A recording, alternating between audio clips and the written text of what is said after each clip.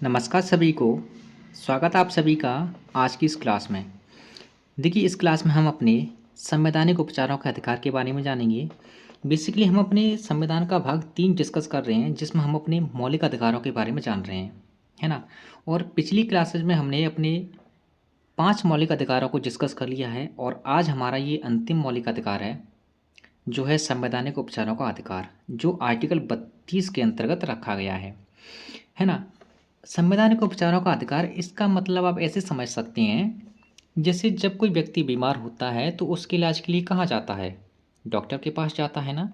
ऐसे ही अनुच्छेद 32 में कहा गया है कि जब कोई हमारे मौलिक अधिकारों को हमसे छीनता है यानी या उनको हनन करता है, तो अनुच्छेद 32 के तहत हम उनको प्राप्त करने के लिए सुप्रीम कोर्ट में जा सकते हैं। यही चीज़ हम आगे चलकर अनुच्छेद 226 में पढ़ेंगे, उच्च न्यायालय के बारे में, ठीक है, हाई कोर्ट के बारे में, कि हाई कोर्ट भी रिट जारी करता है। तो आज हम अ, अनुच्छेद 32 को डिस्कस करेंगे और भाग 3 के कुछ अपवाद भी दिए हैं, उन अपवादों को भी डिस्कस करेंगे, है ना। तो अनुच्छेद 32, जिसे संविधान का हृदय एवं उसकी आत्मा कहा जाता है, और ये बात कही थी डॉक्टर भीमराव अम्बेडकर जी ने। इसी के तहत मौलिक अधिकारों के हनन को जब मौलिक अधिकारों का हनन हो जाता है जब मौलिक अधिकार का हनन हो जाता है तो हम अपने सीधे सुप्रीम कोर्ट में जा सकते हैं इनकी मांग करने के लिए। किसके तहत? अनुच्छेद 32 के तहत। और हाई कोर्ट में जाएंगे अनुच्छेद 226 के तहत, जिसे हम आगे डिस्कस करेंगे, है ना। इसी के तहत न्यायिक पुनर्विलोकन का अधिकार दिया गया सुप्रीम कोर्ट को। ऐसी मतलब सुप्रीम कोर्ट, है ना। अनुच्छेद जो 32 है ना, इसके 4 खंड पढ़ने को मिलते हैं, ठीक है, लेकिन हम सिर्फ एक खंड के बारे में जानेंगे, अनुच्छेद 32 का सेकंड, जो कि अनुच्छेद 32 का सेकंड, इसके तहत सुप्रीम कोर्ट 5 प्रकार की रिटें जारी करता है। 5 प्रकार की रिटें। अच्छा, अब वो रिटें कौन कौन सी हैं? वो रिटें हैं बंदी प्रत्यक्षीकरण, परमादेश, अधिकार प्रक्षा, प्रतिषेध, उत्प्रेषण। अब इनका अर्थ क्या है, कहाँ कहाँ पर ये रिटें जारी की जाती हैं, ये पता होना चाहिए, क्योंकि यहाँ से प्रश्न पूछे जाते हैं। डायरेक्टली प्रश्न पूछा जा सकता है, या तो इसका अर्थ पूछ लेगा कि इसका अर्थ क्या है, या इसका प्रयोग कहाँ पर होता है, कब इसका यूज किया जाता है। तो इस तरह से प्रश्न पूछा जा सकता है ना।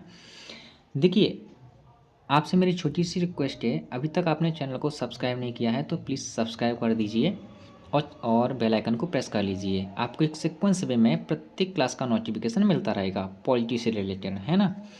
तो बात करेंगे हम पहली रिट की, जिसका नाम है बंदी प्रत्यक्षीकरण। बंदी प्रत्यक्षीकरण की हम बात करें तो इसका शाब्दिक अर्थ तो होता है व्यक्ति को प्रस्तुत करना। क्या अर्थ होता है इसका? व्यक्ति को प्रस्तुत करना या व्यक्ति को प्रस्तुत किया जाए। लेकिन ये जो रिट है ना, इसे क्या कहा जाता है? अगर आपसे इस टाइप से प्रश्न पूछा जाए कि बंदी प्रत्यक्षीकरण, इस रिट को क्या कहा जाता है, तो इसको कहा जाता है व्यक्तिगत स्वतंत्रता की रिट। ये व्यक्तिगत स्वतंत्रता की रिट है, जिसका अर्थ है व्यक्ति को प्रस्तुत किया जाए, ठीक है। ये एक ऐसी रिट है। अब इसका यूज कहाँ होता है? जैसे अब आपका यहीं से मैंने अभी आपको बताया कि प्रत्यक्षीकरण, इसका मतलब है प्रस्तुत किया जाए, है ना। अब ध्यान से सुनना, एक प्रश्न मैं आपको प्रश्न के थ्रू से समझाता हूँ। अच्छा, वो कौन सी रिट है? जब अवैध कैद से, जब व्यक्ति को अवैध रूप से कैद कर लिया जाए, है ना, अवैध कैद से मुक्त करने के लिए कौन सी रिट जारी की जाती है? बंदी प्रत्यक्ष का मतलब क्या होता है कि प्रकट करना या प्रस्तुत करना। जब किसी को अवैध कैद से मुक्त करना, मुक्त करना यानी प्रकट करना, तो आप यहीं से कनेक्ट कर पा रहे होंगे। अवैध कैद से मुक्त करने के लिए कौन सी रिट जारी की जाती है? तो आपका आंसर होगा बंदी प्रत्यक्षीकरण, ठीक है। आई होप आप समझ गए होंगे। नेक्स्ट आपकी परमादेश। इसका मतलब तो आप इसी से समझ जाएंगे कि परम आदेश यानी आदेश देना, ठीक है, आदेश देना। तो इसमें आपको कुछ, इसका मैं आपको प्रश्न के थ्रू इसे समझा देता हूँ, है ना, क्योंकि प्रश्न के थ्रू समझेंगे तो आप बहुत अच्छे से कनेक्ट कर पाएंगे। प्रश्न है, किस याचिका के तहत कार्यपालिका को आदेशित किया जाता है? अब आदेशित किया जाएगा तो आप समझ जाएंगे कि कौन सी रिट है, परमादेश रिट है। आदेशित किया जाता है कि वह उस कार्य को करे जिसको करने के लिए वह कार्यपालिका आबद्ध है। तो आप वहाँ से समझ जाएंगे कि परमादेश रिट का प्रयोग किया गया है। नेक्स्ट है अधिकार परीक्षा। अधिकार परीक्षा ये रिट किसके खिलाफ जारी की जाती है? तो आपका आंसर होगा इल्लीगल पद के खिलाफ। कोई व्यक्ति अगर अवैध रूप से कोई पद धारण करता है, कोई लोक पद धारण करता है, तो उसके खिलाफ हम अधिकार परीक्षा रिट को जारी करते हैं। अब इसे प्रश्न के थ्रू समझ लीजिए कि अधिकार परीक्षा का जब किसी लोक पद को अवैध रूप से कब्जा करने वाले व्यक्ति के विरुद्ध, प्रश्न है किसी लोक पद को अवैध रूप से कब्जा करने वाले व्यक्ति के विरुद्ध कौन सी रिट जारी की जाती है? तो आपका आंसर होगा अधिकार परीक्षा, इल्लीगल यानी अवैध पद के खिलाफ। नेक्स्ट आपकी प्रतिषेध। इसका शाब्दिक अर्थ होता है मना करना या रोकना, लेकिन ये कैसी है? एक न्यायिक रिट है। कैसी रिट है? न्यायिक रिट है। इसका अर्थ है प्रतिषेध। प्रतिषेध का अर्थ क्या होता है? मना करना या रोकना। अब प्रश्न के थ्रू समझिए कौन सी रिट है, कौन सी रिट अधीनस्थ न्यायालयों या अधिकरणों के विरुद्ध कार्यवाही को रोकने का मतलब मना करना, रोकने के लिए प्रयोग की जाती है? तो आपका आंसर होगा प्रतिषेध। ठीक है। नेक्स्ट है आपकी उत्प्रेषण।